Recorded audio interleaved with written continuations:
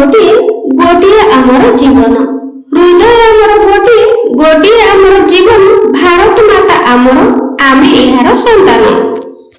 सम्माननीय सभापति महोदय, ज्ञान गुणरे गरियान तथा नीति आदर्शरे गढ़ा मोर पूज्य गुरुजी और गुरुमा वृंद, उपस्थित विचारक मंडली एवं सामना बड़ भाई और भौणी माने, आज हेउछि जनवरी मास 26 तारिख अर्थात साधारणतंत्र दिवस।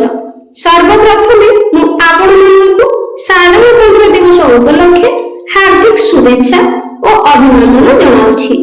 आज पवित्र साधारणतंत्र दिवस विषय मते किछि कहबार सुजोग मिलिथिबार मु निजको धन्य मने करूछि।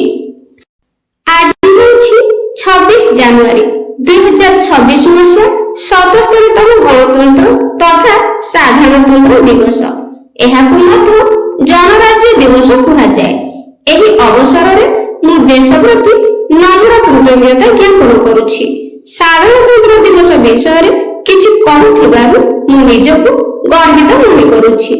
गणतंत्र दिवस प्रत्येक भारतीयଙ୍କ ପାଇଁ एक पर्व नुहे बरं ଏହା ଆମ ସମସ୍ତଙ୍କର ଗୌରବ ଅଟେ।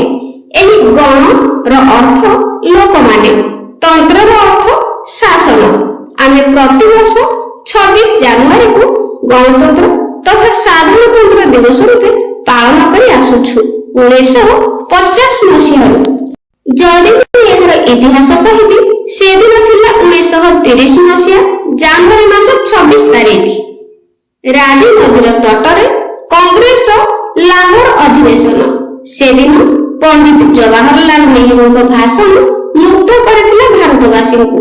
ताहा थिला पूर्ण स्वरोजगार डाकरा। इतिमध्ये आम देशर अक्लांत परिश्रम करिथिबा स्वाधीनता संग्रामी मानक प्रशंसा जेते कले भी अत्युक्ति हेब नहीं।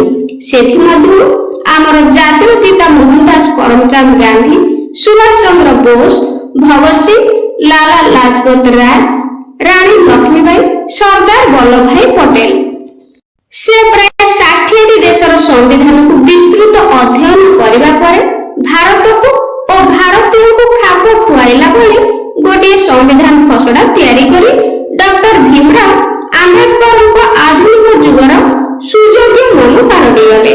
शेषर दीर्घ 2 वर्ष 11 मास 18 दिन कठिन परिश्रम फल स्वरूप भारतर संविधान प्रस्तुत होइतिला। 1950 मसीहा ठीक आजिर दिन में आम संविधान कार्यकारी होइतिला। सेही दिन आमे संपूर्ण रूपे स्वाधीनतार स्वाद चाखिलु। सेथि जोगु जनवरी 26 आम देशर एक राष्ट्रीय दिवस।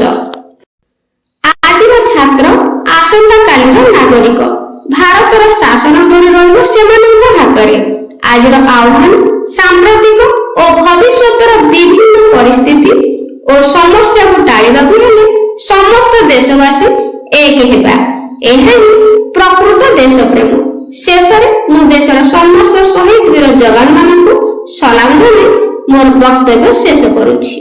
जय हिंद, जय भारत। पिलाମାନେ भाषणटी पसंद आसले लाइक करिवे और कमेंट रे निश्चित जणाइबे। Thank you for watching.